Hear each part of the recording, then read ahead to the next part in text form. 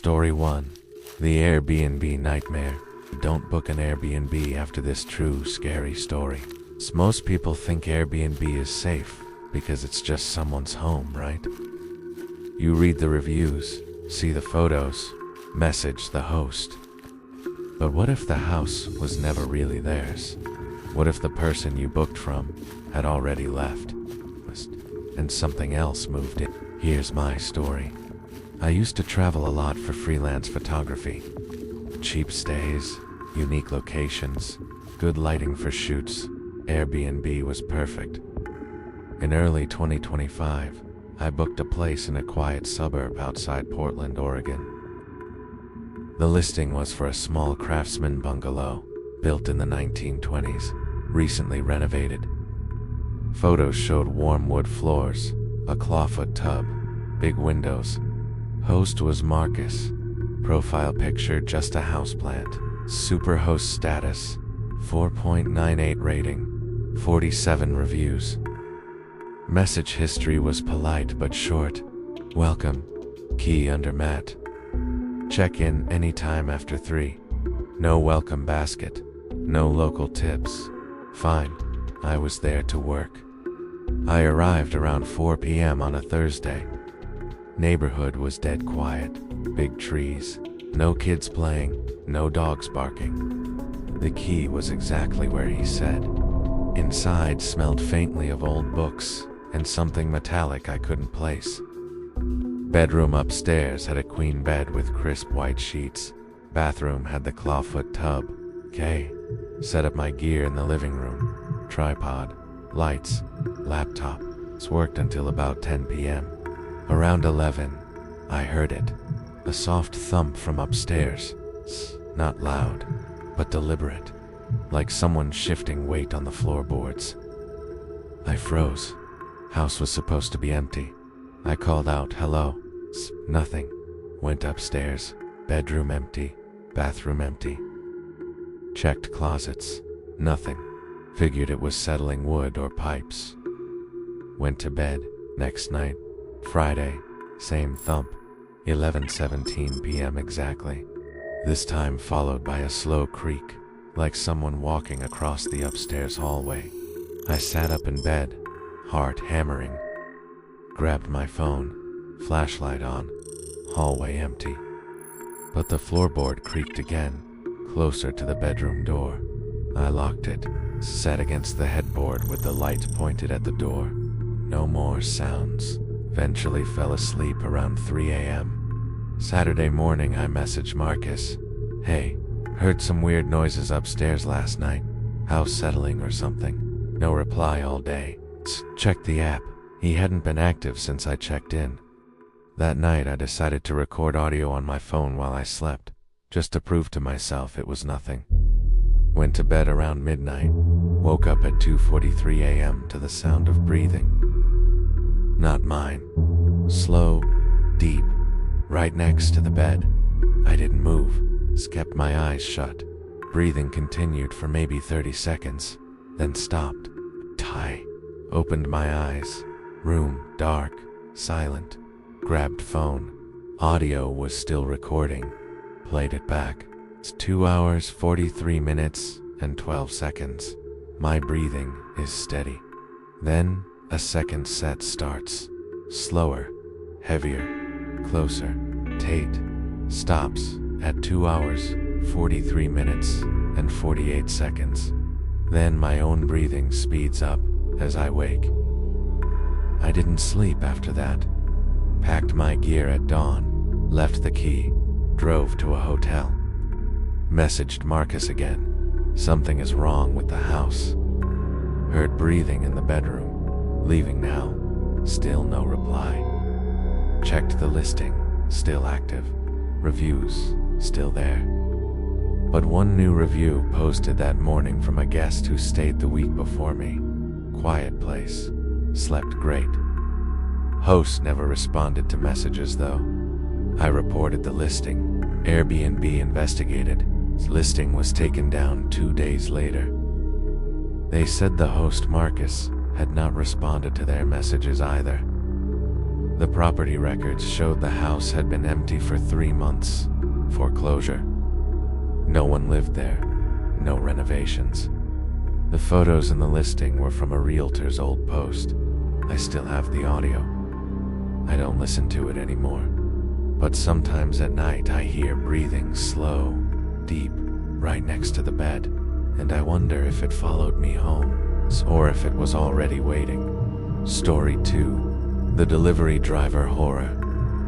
Don't order delivery after this true scary story. You order food or a package, and a stranger shows up at your door for 30 seconds. You smile, take the bag, say thanks, and they're gone.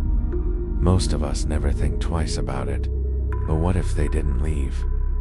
What if they were never supposed to be there in the first place? The story. I worked as a DoorDash driver in a mid-sized city in the Midwest from late 2024 through most of 2025. Night shifts paid better, tips were bigger, fewer orders, less traffic.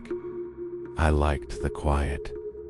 Radio on low, city lights, just me and the GPS. Most nights were boring. Pick up, drop off, repeat. One Tuesday in October 2025, around 11:30 p.m., I got a ping for a McDonald's order. Address was in a newer subdivision on the east side.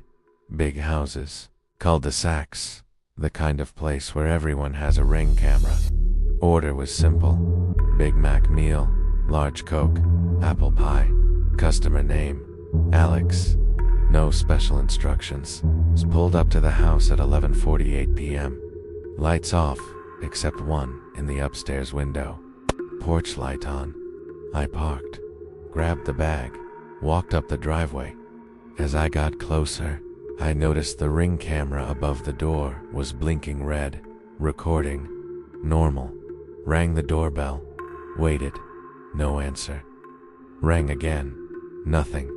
I texted through the app. Here with your order. No reply. Waited another minute. Set the bag on the welcome mat. Took the photo for proof. And started walking back to my car. That's when I heard it. The front door unlocking. Not opening. Just the deadbolt click. I froze. Turned around. Door still closed. No one visible through the glass. I called out. Orders on the mat. No response. Shrugging, I got in my car and left. Next night, Wednesday, same area, another order, same house. This time it was pizza from Domino's. Same name, Alex. Time, 11:45 p.m. ish. I pulled up, bag in hand, and noticed something off. The welcome mat was gone.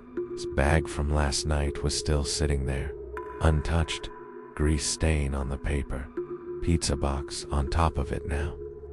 I rang the bell again, door unlocked with that same click, still no one answered. I set the pizza on top of the old bag, took the photo bag from previous night visible in frame, and left. Texted the customer, order left on porch. Previous delivery from last night, still here. No read receipt. Thursday night, third ping. Same house. This time Chinese takeout. I almost declined the order, but the pay was good and it was slow. Pulled up at 11:52 p.m. All previous bags were still there. McDonald's, pizza, now adding Chinese. Flies buzzing around. Smell was starting. Porch light off this time. It's only the upstairs window lit. I walked up anyway. Rang the bell. Deadbolt click, louder this time. Door cracked open, about an inch. Dark inside. No face, no face, no voice. I said, "Your food's here." Silence. I set the bag on the pile, backed away slowly, took the photo, all 3 orders visible, and left. I reported it to DoorDash support that night. Multiple deliveries to same address. No pickup, food rotting on porch. They said they'd flagged the customer. I blocked the address on my app. Friday night, I got the ping again. Same house, same name. Kai declined immediately. App sent a follow-up. Customer has a high rating and has tipped well in the past. I declined again. Got another ping 20 minutes later. Same order, slightly higher pay. Declined. Saturday night, no ping from that address. A taint. I thought it was over. Sunday night, 2:17 a.m., my phone buzzed. Notification from Ring app, but I don't have Ring. It was a motion alert from a camera I didn't own. The thumbnail showed my own apartment building parking lot. My car. Someone standing next to it, holding a Domino's pizza box. Face not visible, just a silhouette. I ran outside. No one there. Pizza box on my hood. Inside, cold pizza, one slice missing. Note taped to the box. Thanks for the deliveries. See you soon. Alex. I moved 2 weeks later. Changed my number. Stopped driving for DoorDash, but sometimes at night, around 11:45 p.m., I hear a soft knock on my new apartment door. No one there when I check the peephole, just the hallway light flickering. And I wonder if Alex is still waiting for the next order. Story 3. The Neighbor from Hell. Don't trust your neighbor after this true scary story. Your neighbor is supposed to be just there, someone you wave to, maybe say hi to in passing. They have their own life, their own routines. But what if they didn't? What if the person next door was paying closer attention to you than you ever realized, and they weren't who they seemed? The story. I moved into a small duplex in a quiet town outside Denver in early 2025. 1-bedroom unit. Ground floor, shared wall with the neighbor on the right. The landlord said the other side had been rented by the same guy for 3 years. Quiet, pays on time, keeps to himself. Perfect. I was working remote as a graphic designer. Needed peace. First few weeks were normal. I heard him sometimes footsteps, TV low through the wall, occasional cough. No music, no parties. I never saw him. His car, old gray Honda, was always parked in the same spot. Mail slot had J. Carter on it. Fine. Then the packages started.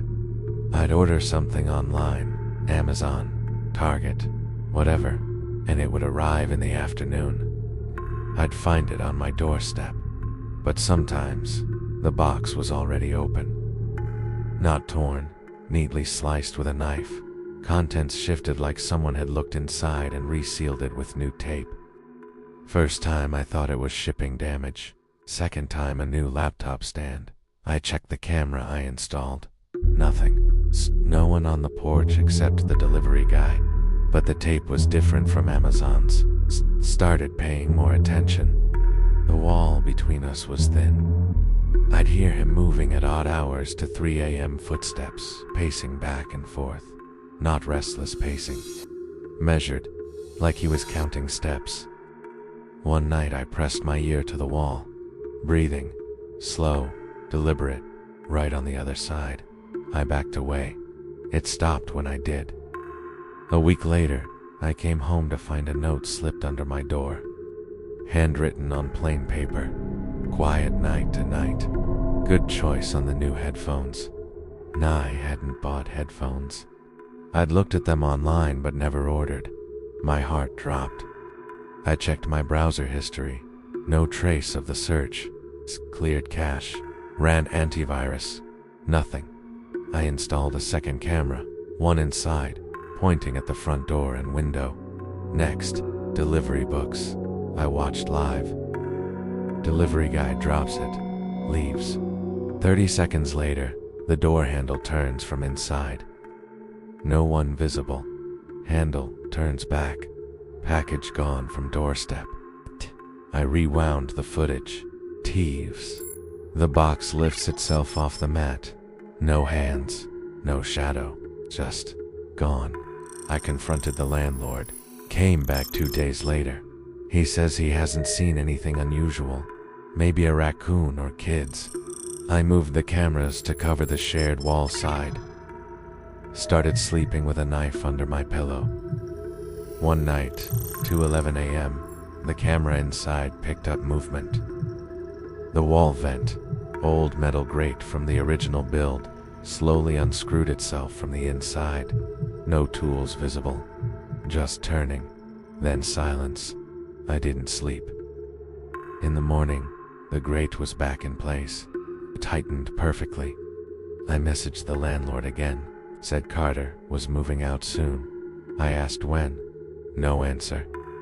2 nights later, the breathing returned, but louder, closer, not through the wall anymore. From inside my apartment, I sat up, turned on the light. Nothing, but the vent grate was gone. Black hole in the wall. I grabbed my phone, flashlight on, shined it in, single eye looking back at me, pale blue, unblinking, about 3 feet inside the duct. Teat blinked once. Dean. The grate slid back into place from the other side. Click. I left that night. Dean packed what I could carry, drove to my sister's place 3 hours away, reported it to police. They checked. House empty. No sign of Jay Carter. Landlord said he vacated early. No forwarding address. The vent was clean. No fingerprints. No DNA. I still have the footage. The eye. I don't watch it, but sometimes, late at night, I hear breathing again. Not from a vent. It's from under my bed. Slow. Measured. Waiting. And I wonder if he ever really left, or if he just followed me to the next wall. Story 4. The Hotel Room Horror. Don't stay in a hotel after this true scary story. Hotels are temporary homes. You check in, sleep, check out. You never think twice about the room number, the key card, the vent above the bed. But what if the room you booked wasn't empty when you arrived? What if it had been waiting for someone just like you? The story. I travel for work a few times a year. Conferences, client meetings, nothing glamorous. In November 2025, I booked a room at a mid-tier chain hotel in downtown Chicago. It's nothing fancy. King bed, desk, standard bathroom. Booking was through the hotel app. Room 712, 7th floor, non-smoking. Confirmation email came instantly. See you soon. I arrived late Thursday evening after a delayed flight. Lobby quiet. Check-in smooth. Clerk handed me the key card. Said elevators to your left. Enjoy your stay. No small talk. Room 712 was at the end of the hallway. Door opened with a soft beep. Inside smelled faintly of bleach and something sweet, like old perfume. Lights flickered on automatically. Bed made, towels folded, mini fridge humming. Standard. I dropped my bag, plugged in my laptop, took a shower. Around 11 p.m. I noticed the vent above the bed. Old metal grate, painted white, a little loose. I ignored it. Around 1 a.m. I woke up to scratching. It's not loud, soft, rhythmic, like fingernails on metal, coming from the vent. A tease. I sat up, turned on the bedside lamp. Scratching stopped. Tease silence. Thought it was pipes or mice. Went back to sleep. It's Friday night. Same thing. 1:12 a.m. Scratching again. Slower this time, then a whisper. Not words, just breath. Long exhale through the grate. I froze. Grabbed my phone, flashlight on, shined it up. Grate still in place. No eyes, no movement. But the whisper came again, closer, like someone leaning in from the other side of the duct. I called the front desk. Maintenance issue in 712. Noises in the vent. Clerk said they'd send someone. No one came. I wedged a chair under the door handle, slept with the light on. Saturday morning I asked at the desk about the vent. Clerk pulled up the room record. 712 has been deep cleaned. No reports of issues. I asked, who stayed there last? Guests checked out yesterday. Quiet stay. I pressed, any complaints? Clerk hesitated. One review mentioned odd noises at night, but housekeeping found nothing. That night I didn't sleep. Sat on the bed, staring at the vent. At 1:19 a.m. the scratching started again, then a soft click, great shifting.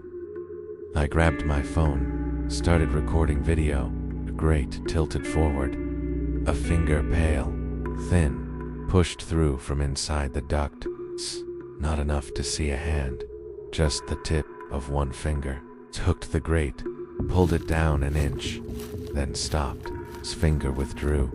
Grate clicked back into place. I played the video back, his finger clearly visible, but when I shined the flashlight up again, grate tight, no gaps, no dust disturbed. Sunday morning I checked out early, told the manager everything. He reviewed security footage from the hallway. No one entered or left my room after I checked in. No maintenance visits. Duct access was in the ceiling crawl space above the hallway. Locked. No signs of tampering. I left. Drove home. A week later the hotel emailed, "Thank you for your stay in room 712. We hope you enjoyed your time with us."